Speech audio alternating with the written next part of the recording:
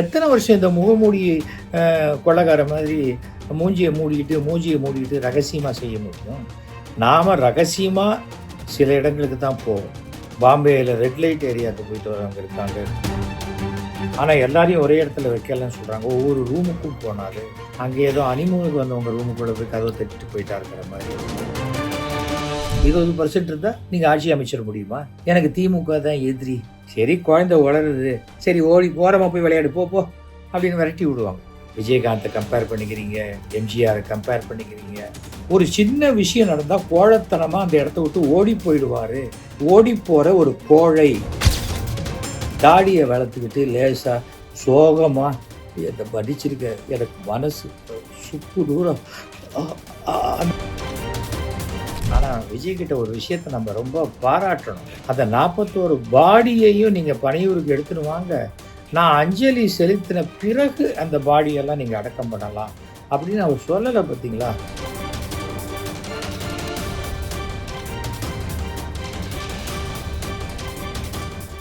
சுயமரியாதை தான் முக்கியம்.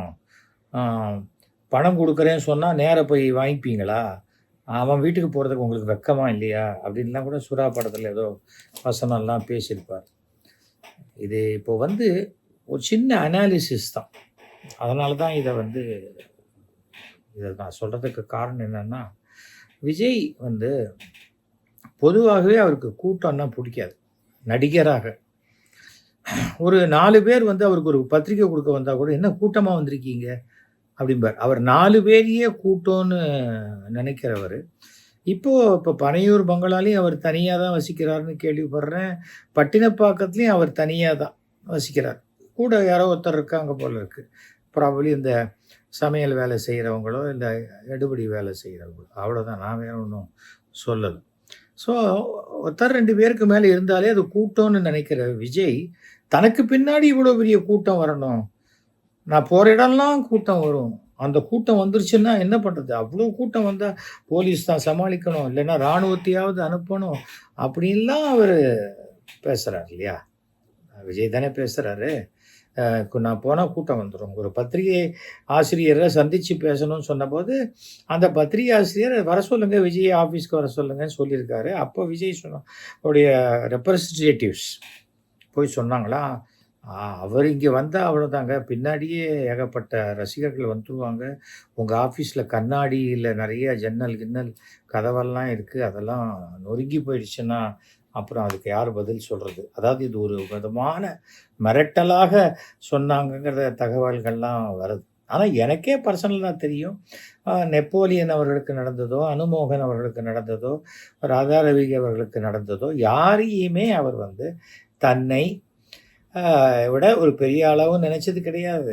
ஆனால் அவங்க ஃபேமிலியோடு வரதையே கூட்டமாக வராங்கன்னா, ஏன்னா இவருக்கு ஃபேமிலியோடு இல்லைங்கிற ஒரு வருத்தமா, இல்லை இவங்க மட்டும் இப்படி ஃபேமிலியோடு வராங்களே அப்படிங்கிற பொறாமையாங்கிறதெல்லாம் எனக்கு தெரியாது.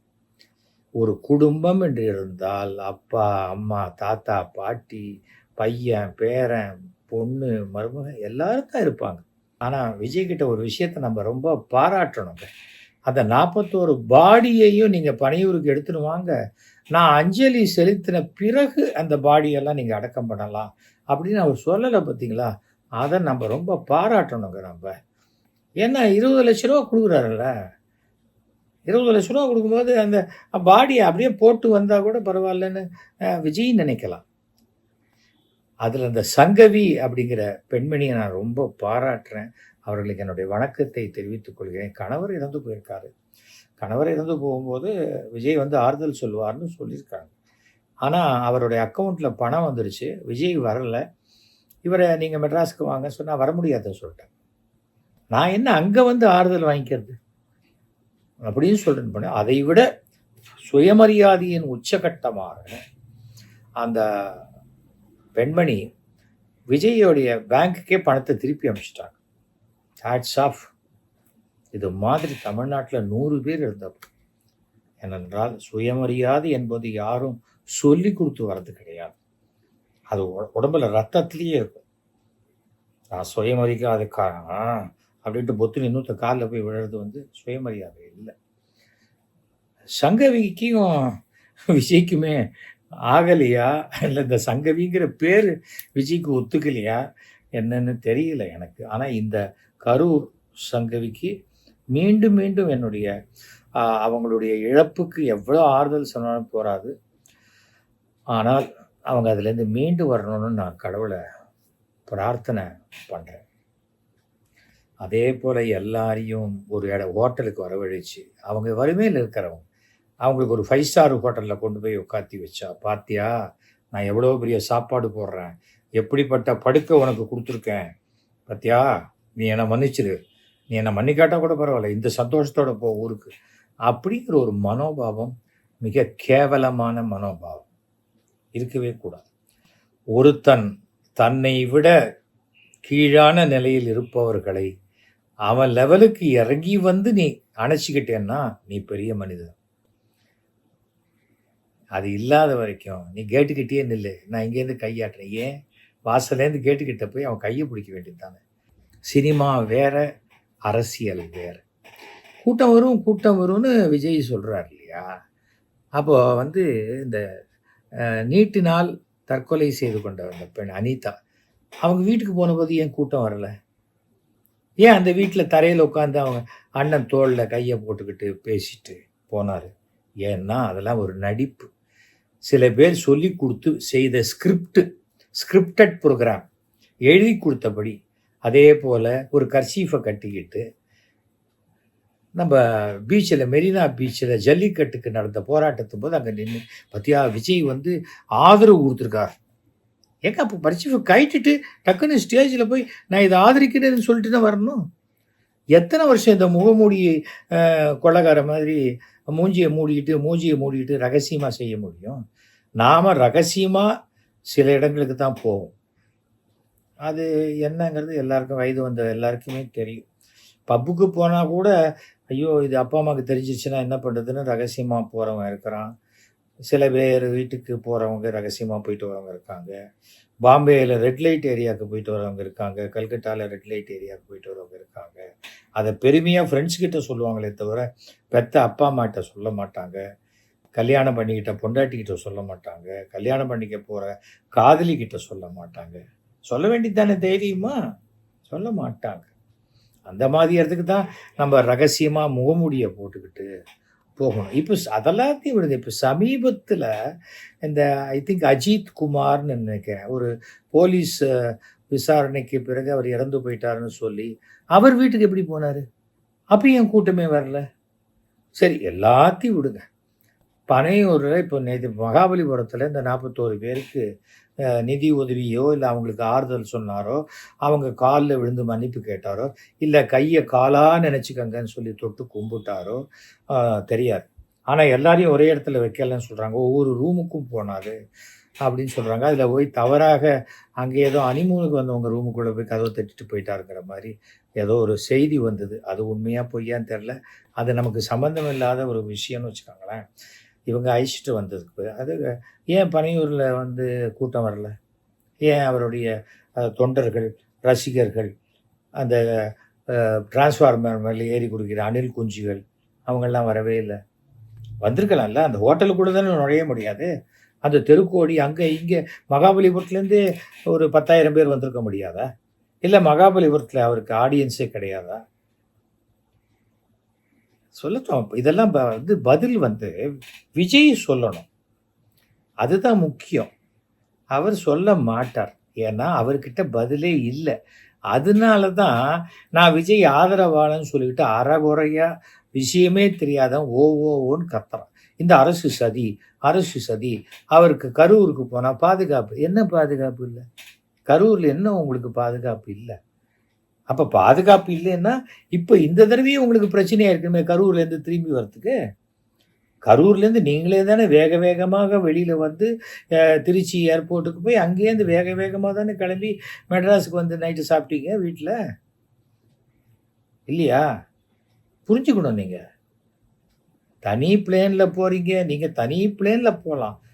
தனி பிளேனில் கூட 6 பேர் வரலாம், 8 பேர். அந்த 8 ஓட்டு வந்தால் போருமா உங்களுக்கு? பாக்கி பேர் ஓட்டு வேண்டாமா? ஒரு ஓட்டில் தோற்று போனவங்க கூட இருக்காங்க மிஸ்டர் விஜய். அதை புரிஞ்சுக்கங்க. நீங்கள் என்னமோ 20% இருந்தால் நீங்கள் ஆட்சி அமைச்சிட முடியுமா? என்ன கோமாளித்தனமான எண்ணமாக இருக்கு. யோசிச்சு பாருங்க. 5 வருஷம் தொடர்ந்து இத்தனை நலத்திட்ட உதவிகள் சுமார் 2 கோடி பேருக்கு மேலே செய்து கொடுத்துருக்காங்களே. மாதம் ஒரு 5000 ரூபா அளவுக்கு ஒரு குடும்பத்தில் அது பலனடைஞ்சிருக்காங்களே. அவங்க ஓட்டு போடுவாங்களா?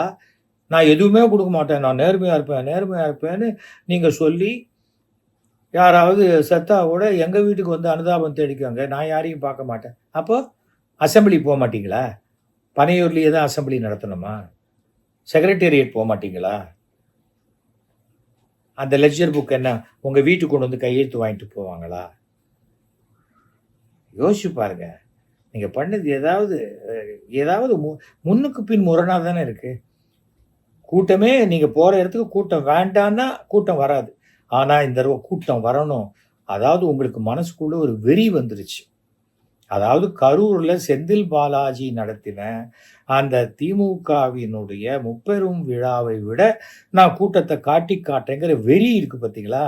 அந்த வெறி உங்கள் கண்ணை மறைச்சிருச்சு. அதுதான் பிரச்சனை. அரசியல்ல நீங்க ஒரு குழந்தை,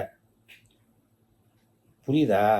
இந்தியாவில் வந்து ஸ்டேட்டு, சென்ட்ரல், பஞ்சாயத்தெல்லாம் ரூல் பண்ணி இந்தியாவிலேயே மிக மூத்த அரசியல்வாதி என்ற கலைஞர் கருணாநிதி அவர்களால் வழிநடத்தப்பட்ட கட்சி. இப்போ அவருடைய மகன் 72 வயதான 72 வயதுன்னு ஏன் சொல்கிறேன்? வயசு தான் அனுபவம்.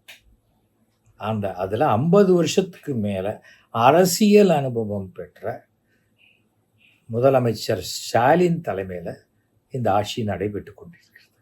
சும்மா நீங்கள் போய் உங்களுக்கு ஸ்டாலின் எதிரி, எனக்கு திமுக தான் எதிரி அப்படின்னு நீங்கள் சொல்லலாம். ஒரு குழந்தை கூட தான் சொல்லும், அதான் அந்த தாத்தா தான் எனக்கு போட்டி அப்படின்னு. சரி, குழந்தை வளருது, சரி ஓரமாக போய் விளையாடு போ அப்படின்னு விரட்டி விடுவாங்க. அந்த மாதிரி விரட்டி விட்டுருவாங்க உங்களை. புரிச்சுக்கோங்க. எப்படி பிரச்சாரம் போவீங்க? எல்லாரும் எந்தெந்த தொகுதிக்கு இன்றைக்கி நான் வந்து திண்டுக்கல் தொகுதியில் பிரச்சாரம் பண்ண போகிறேன். ஸோ நான் 25 பஸ் வச்சுருக்கேன், எல்லோரும் எங்கள் வீட்டுக்கு வாங்க, எங்கள் வீட்டில் உங்களுக்கு பிரச்சாரம் பண்ணுறேன், நீங்கள் கிளம்பி போயிடுங்க சொல்லுவீங்களா? நாளைக்கு மயிலாப்பூர் பிரச்சாரம், மயிலாப்பூர்லேருந்து எல்லாருக்கும் பஸ் வச்சுருக்கேன்.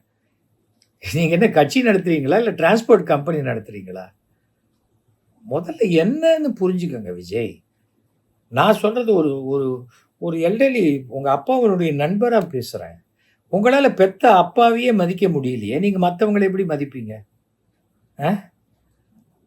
அப்பா அம்மாவை தாங்க தெய்வம். நீங்கள் எந்த மதத்தை சார்ந்தவராக இருக்கவனா இருக்கலாம், அப்பா அம்மா தான் தெய்வம். எனக்கு சிறுபான்மையர் ஓட்டு வேணும், சரி ஓகே. நீங்கள் என்ன சொன்னீங்க? இந்த சிபிஐனா எப்படியாவது ஒரு விஷயத்தை தள்ளி போடுறது, ரிசல்ட்டே வரக்கூடாததுக்காக தான் சிபிஐக்கு போகிறாங்க அப்படின்னு மற்றவங்க போகும்போது சொன்னது. நீங்களே சிபிஐக்கு போயிட்டீங்க. ஓகே, இப்போ சிபிஐ உங்களை விசாரணைக்கு கூப்பிட்டா கூட்டத்தோடு போவீங்களா, நீங்கள் மட்டும் தனியாக விட்டுடுவீங்களா? ஒரு வேளை சிபிஐ ஆஃபீஸர் உங்களோட ஒரு ஃபோட்டோ எடுத்துக்கணுங்கிறாரு, எடுத்துப்பீங்களா? அந்த வேலையில் எங்கே போடாதீங்க, அப்புறம் நான் அமித்ஷா கிட்ட சொல்லிடுவேன் அப்படின்னு அவங்கள மிரட்டுவீங்களா? போலீஸ் என்றைக்கும் போலீஸ் தான், புரியுதா? கோர்ட் என்றைக்கும் கோர்ட்டு தான், ஜட்ஜ் என்றைக்கும் ஜட்ஜு தான். அதில் எந்த விதமான மாற்றம், சின்ன ஜட்ஜு பெரிய ஜட்ஜு, சின்ன கோர்ட்டு பெரிய கோர்ட்டு, சின்ன போலீஸு பெரிய போலீஸ் எதுவும் கிடையாது. ஃபர்ஸ்ட் ஆஃப் ஆல் சட்டத்தை நாம் மதித்தா சட்டம் நமக்கு பாதுகாப்பு கொடுக்கும். நீங்கள் என்ன கணக்கு போட்டீங்க? உங்களே ஏதோ அப்படியே ஆந்திராவில் ஒரு ஃபிலிம் ஆக்டரை அரெஸ்ட் பண்ண மாதிரி உங்களை அரெஸ்ட் பண்ணிவிடுவாங்க, அதை வச்சு பெரிய மைலேஜ் கெயின் பண்ணலான்னு நினச்சிங்க. உங்களை அப்படியே லெஃப்ட் ஹேண்டில் அப்படி தான் தள்ளி விட்டு போயிட்டார் ஸ்டாலின். அதெல்லாம் அவரெல்லாம் ஒன்றும் அரெஸ்ட் பண்ண வேணாம். சரி, ஓகே. இப்போ புதிய வாக்காளர் பட்டியல் சீரமைப்புக்காக உங்களுக்கு இன்விடேஷன் கொடுத்தாங்க, போனீங்களா? நீங்கள் ஒரு கட்சி தலைவர் தானே, போயிருக்க வேண்டாமா? கட்சி தலைவர் போகிற அளவுக்கு அது ஒன்றும் பெரிய இடம் இல்லை. சரி, உங்கள் ரெப்ரஸன்டேஷனாக யார் அனுப்பிச்சிங்க? ஆதவர்ஜன் அனுப்பிச்சிங்களா? இல்லையா? புஷி ஆனந்த், மிகச்சிறந்த உலகத்திலேயே மிக அதிகமான வாக்காளர்கள் கொண்ட தொகுதியில் ஜெயிச்சவர், அவர் அனுப்பிச்சிங்களா? யார் அனுப்பிச்சிங்க சொல்லுங்க. உங்களுக்கு அரசியல் நாலேஜ் பூஜ்ஜியமாக இருக்குது.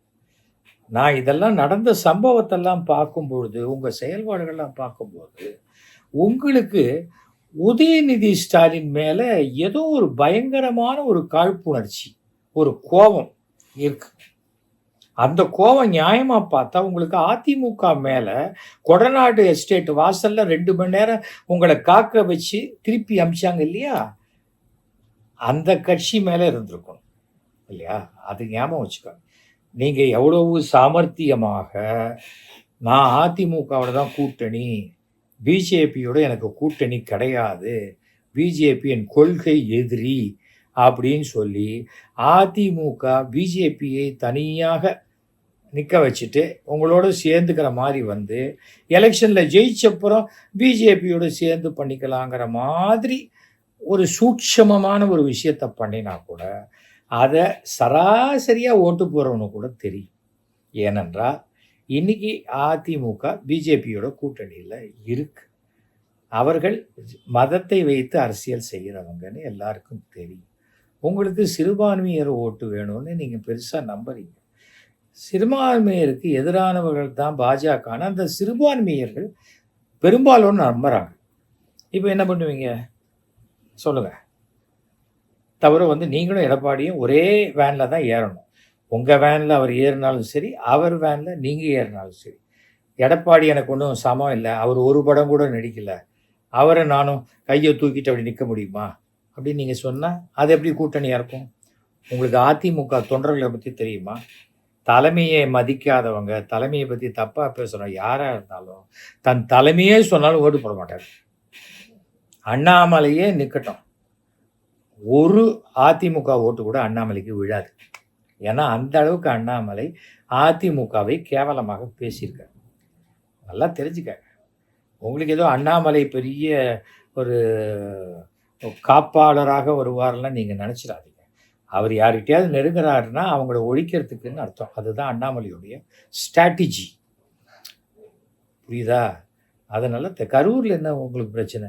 நீங்கள் நேராக கரூர் போயிருக்க வேண்டியதானே? ஏன் கரூரில் கல்யாண மண்டபமே கிடைக்கலைங்கிறாங்க. எந்த கல்யாண மண்டபம் கிடைக்கல?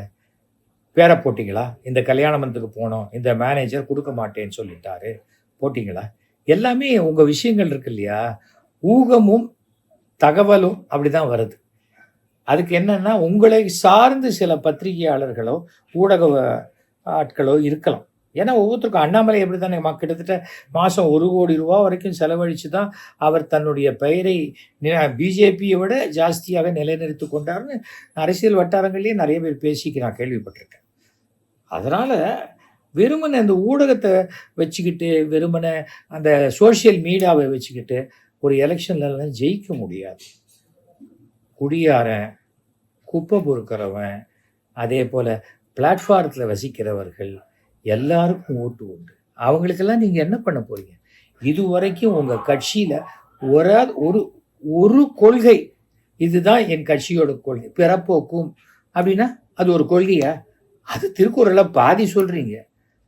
அதில் என்ன சொல்கிற? எல்லா உயிருக்கும்னு சொல்லியிருக்காரு. எல்லா உயிருக்குன்னா ஈ, எறும்பு, கொசு, யானை, பன்னி, பசுமாடு எல்லாத்துக்கும் சேர்த்து தான். அப்புறம் என்ன பண்ணிடுவீங்க அதை வச்சுக்கிட்டு, அந்த திருக்குறளை வச்சுக்கிட்டு? உங்களுக்கு இங்கே இருக்கிற பெரியார் சமாதிக்கு போய் கூட மாலை போடணும், மரியாதை செலுத்தணும்னு தெரியல. எல்லார் பொம்மையும் வீட்லேயே வச்சுருக்கீங்க.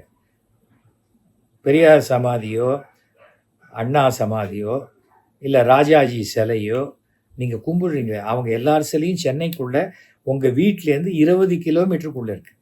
அதுக்கே உங்களால் போக முடியலன்னா நாளைக்கே ஒரு வெள்ளம் வருது, புயல் வருது, நீங்கள் எங்கேருந்து போய் பார்ப்பீங்க? ஒரு பேச்சுக்கு தான். அதெல்லாம் மினிஸ்டர் ஆனப்புறம் யோசிக்க வேண்டிய விஷயம். அதுக்கெல்லாம் உங்களுக்கு வாய்ப்பு கிடையாது இப்போதைக்கு. 2026ங்கிறத நீங்கள் மறந்துட்டு இன்னும் 2 படம் பண்ணிவிட்டு மக்களோடு அதிகமாக பழகிட்டு கொஞ்சம் கொஞ்சமாக பழகி எப்போ வேணால் ஃபோன் பண்ணால் விஜய்கிட்ட பேச முடியும், ஃபோன் பண்ணால் விஜயை போய் பார்க்க முடியும், நமக்கு ஏதாவது வேணால் விஜய் பண்ணி கொடுப்பாரு அப்படின்னு சொல்லலாம். 2 வயசு குழந்தை இறந்து போயிருக்கு. யாரை படிக்க வைக்க போகிறீங்க அந்த குடும்பத்தில்? அந்த குடும்பத்தில் நான் பார்த்துக்கிறேன். என்ன எப்படி பார்த்துப்பீங்க சொல்லுங்கள்? யோசிச்சு பாருங்கள். வாக்குறுதி கொடுக்கலாங்க, லைஃப் டைம் அதை நிறைவேற்ற முடியுமா உங்களால்? எப்படி முடியும்? தவிர வந்து சும்மா அரசு மேலேயே குற்றம் சாட்டுறது, போலீஸ் மேலே குற்றம் சாட்டுறது. நான் பர்மிஷன் கேட்டேன், ஒரே ஒரு நாள் முன்னாடி பர்மிஷன் கொடுத்தாங்க அப்படின்னு சொன்னீங்க. சரி, என்னைக்கு கேட்டீங்கன்னா அதுக்கு முந்தின நாள் தான் கேட்டிருக்கீங்க. நீங்க பர்மிஷன் கேட்டு 24 மணி நேரத்திலேயே உங்களுக்கு பர்மிஷன் கொடுத்துருக்காங்களே, அப்புறம் ஏன் அந்த பொய் சொல்றீங்க? அசிங்கமா இல்லையா உங்களுக்கு? சின்ன குழந்தையா நீங்க? ஐயா என் பல்பத்தை எடுத்துட்டா அப்படின்னு, டீச்சர் எனக்கு பல்பத்தை வாங்கி கொடுங்க அப்படிங்கிறது. கடைசியில் பார்த்தா அந்த பல்பு உங்கள் பேக்கெட்லேயே இருக்கும். அந்த மாதிரி குழந்தையா நீங்கள்? ஏன் உங்கள் கட்சியில் இருக்கிறவங்க யாருமே கொஞ்சம் கூட மெச்சூரிட்டியே கிடையாதா? உங்கள் சினிமாவில் இருக்கிற மாதிரியே அந்த துணை பாத்திரங்கள் மாதிரியே நடந்துக்கிறாங்க எல்லாரும். பட்டாஸ் பாலு, அறுமுகம், அந்த மாதிரி அதே மாதிரி நடந்துக்கிறாங்களே என்ன? சொசைட்டிங்கிறது வேறங்க. பெண்கள் ஓட்டெல்லாம் பொறுக்கிங்க மாதிரி நடந்துக்கிற யாருக்குமே போடவே மாட்டாங்க. நீங்கள் பார்த்துருப்பீங்களே, நிறைய கட்சியில் பார்த்துருப்பீங்க. நிறையா கட்சியில் ரவுடி, சாராயம் காய்ச்சறவன் அந்த மாதிரி நிறுத்துவாங்க. அதில் அது இல்லாத ஒருத்தனுக்கு தான் ஓட்டு போடுவாங்க. ஏன்னா இந்த ஆள் வந்துட்டா இன்னும் நமக்கு மோசமாயிடும் அப்படின்னு சொல்லி. கட்சிக்கு ஓட்டு போடுறதுன்னு ஒன்று இருக்குது. ஆனால் கட்சியை தாண்டி அந்த வேட்பாளருடைய குணத்தையும் பார்த்து ஓட்டு போடுறவங்க தான் ஜனங்க. தமிழ்நாட்டு ஜனங்களை பற்றி நீங்கள் ரொம்ப ஓட்டு போடுறவங்களை பற்றியெல்லாம் தவறான எடை போட்டு வச்சுருக்கீங்க. ஏதோ தெலுங்கு படம்லாம் நிறையா பார்த்து டப்பிங் பண்ணுறதுக்காக நீங்கள் வச்சுருக்கீங்க அப்படின்னு நினைக்கிறேன். ஒன்றும் இல்லை, என்னுடைய 1000 உதை வாங்கிய அபூர்வ சிகாமணி நாடகத்தை பாருங்கள், இல்லை என்னுடைய நாடகத்தெல்லாம் கேளுங்க. அதில் நான் என்ன பொலிட்டிக்கல் சட்டையரை பண்ணியிருக்கேங்கிறதெல்லாம் உங்களுக்கு தெரியும். அந்த சட்டையருக்குள்ளே நீங்கள் வந்துடக்கூடாது. உங்களையும் சேர்த்து வச்சு சட்டையர் பண்ணுற மாதிரி வச்சுக்காதீங்க. நீங்கள் இன்னும் ஒரு கவுன்சிலர் கூட உங்ககிட்ட வரல, புரியுதா? அதெல்லாம் தாண்டி எம்எல்ஏ வரணும். விஜயகாந்தை கம்பேர் பண்ணிக்கிறீங்க, எம்ஜிஆரை கம்பேர் பண்ணிக்கிறீங்க. விஜயகாந்த் 234 தொகுதியில் நின்னார் பெரிய கூட்டத்தோட. கடைசியில் விஜயகாந்த் மட்டும்தான் ஜெயிச்சார். விஜயகாந்தை விட அன்றைக்கி பாப்புலராக இருக்கிற கமலஹாசன் 234 தொகுதியில் நின்னார். அதில் கமலஹாசன் கூட ஜெயிக்க முடியல. இதுதான் அரசியல், தெரிஞ்சுக்காங்க. அதனால் சில விஷயங்களை நல்லா யோசிச்சு பாருங்கள். நீங்கள் யாரோடையும் டிஸ்கஸ் பண்ணவே வேண்டாம். உங்களை பற்றி வர சோஷியல் மீடியாவில் வரதெல்லாம் படிங்க, கிட்ட வந்து படிங்க, ஆதரித்து பேசுகிறவங்க படிங்க. ஆனால் ஆதரித்து பேசுகிறவனே படித்து மண்டை குழம்பிடும். இதுதான் நிஜம்னு உங்களுக்கே தோணிடும், புரியுதா? அதை பண்ணாதீங்க. உங்களுக்கு வர வாய்ப்பு இருக்குது அரசியலில். ஒரு 10 வருஷம் கழிச்சு, 10 வருஷம் நீங்கள் மக்களோடு மக்களாக உழைக்கணும். உங்களுக்கு யாரோ தப்பாக சொல்லி கொடுத்துருக்காங்க. சீமா ஓட்டெல்லாம் உங்களுக்கு வந்துடும், ஏடிஎம்கே ஓட்டெல்லாம் உங்களுக்கு வந்துடும், திமுக ஓட்டெல்லாம் உங்களுக்கு வந்துடும். எப்படி வரும்? ஓட்டாக தான் வரும். ஓட்டு வரவே வராது, வாய்ப்பே இல்லை. ஏன்னா அவங்கெல்லாம் மக்கள்கிட்ட போய் பேசி பேசி பேசி பேசி அவங்க யாருன்னு ப்ரூவ் பண்ணிருக்காங்க. நீங்கள் ஒரு நடிகங்கிறத தவிர ஒன்றுமே ப்ரூவ் பண்ணலை. ஒரு சின்ன விஷயம் நடந்தால் கோழைத்தனமாக அந்த இடத்த விட்டு ஓடி போயிடுவார். ஓடி போகிற ஒரு கோழை தாடியை வளர்த்துக்கிட்டு லேசாக சோகமாக என்னை படிச்சிருக்க, எனக்கு மனசு சுக்கு தூரம் அந்த மாதிரிலாம் நல்லா நடிக்கக்கூடிய ஒரு நடிகர் எழுதி கொடுத்ததை அப்படி பார்த்து பார்த்து ஓர கண்ணால் பார்த்து நல்லாக படிக்கக்கூடிய ஒரு பிட்டடிக்கக்கூடிய ஒரு நல்ல நடிகர், அதெல்லாம் தெரியும். ஆனால் நீங்கள் ஒரு சிறந்த இல்லை ஒரு தலைவனாக, அரசியல்வாதியாக இன்னும் நீங்கள் உங்களை அடையாளப்படுத்திக்கணும். அந்த அடையாளப்படுத்துகிற முயற்சியில் நாளையிலேருந்து ஈடுபடுங்க. சும்மா திமுகவை திட்டினா உங்களுக்கு ஓட்டு வரும்னு யாராவது சொல்லி கொடுத்தா நம்பாதீங்க. அது அரசியலே இல்லை. பெருந்தலைவர் காமராஜர் தோற்று போனார் தெரியுமா? அந்த எலெக்ஷனில் அவருக்காக ஷோ பேசினார். மெரினா பீச்சில் 1,00,000 பேர் கூட்டம் வந்தது. அதில் 40 பேர்லாம் சாகலை. எதுக்காக அவங்க சொல்கிறேன்னா, இந்த கூட்டம் வந்துருச்சு, கூட்டத்தை நெருக்கிட்டாங்க, அதனால செத்து போட்டாங்க, இது பண்ணிட்டாங்க. அதில் உங்கள் இதில் முட்டாள் மாதிரி ஒருத்தன் பேசுகிறான். செத்து போனவங்க யாருமே இந்த கூட்டத்துக்கு வந்தவங்க இல்லை, மார்ச்சொரியிலேருந்து பாடியெல்லாம் எடுத்துன்னு வந்திருக்காங்க. அப்படின்னா மார்ச்சொரியிலேருந்து எடுத்துன்னு வந்த பாடிக்கு தான் நீங்கள் 20 லட்ச ரூபா பணம் கொடுத்தீங்களா?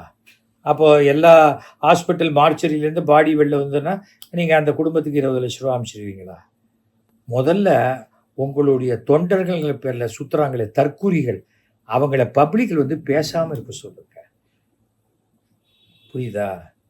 Don't open your mouth and show your ignorance அப்படின்னு சொல்லுவாங்க. வாயை திறந்து உன்னுடைய முட்டாள்தனத்தை வெளிப்படுத்தி விடாதே அப்படின்னு அர்த்தம். அதை உங்கள் தொண்டர்களுக்கு நீங்கள் சொல்லுங்கள். ஏதோ டிவி கிடைக்குதுன்னு அங்கே போய் 4 பேர் அசிங்கப்படுத்துகிறாங்க, அதை வாங்கிட்டு வரீங்க. அந்த அசிங்கம் முழுக்க அவங்க அடிக்கிற சேறு முழுக்க அது உங்கள் மூஞ்சியில் அடிக்கிறாங்கன்னு நீங்கள் புரிஞ்சுக்க. எல்லாத்தையும் யோசிச்சு பாருங்க. ஓகேயா? சும்மா உதயநிதியோடு உங்களை கம்பேர் பண்ணிக்கிறது, இல்லை ஸ்டாலின் அவர்களோட உங்களை கம்பேர் பண்ணிக்கிறதெல்லாம் ஏன்னா ஊர்க்குருவி உயர உயர பறந்தாலும் பருந்து ஆகாது அப்படின்னு தான். இந்த காக்கா கழுகு கதையெல்லாம் நீங்கள் கேள்விப்பட்டிருப்பீங்க, பதில் கதையெல்லாம் சொல்லியிருப்பீங்க. அதெல்லாம் யாருக்குன்னா இந்த சினிமா ஆடியன்ஸுக்கு, ஆடியோ லான்ச்சுக்கு வேணால் சரியாக இருக்கும், அரசியலுக்கு சரியாக வராது. நான் சொன்னதெல்லாம் யோசிச்சு பாருங்கள்.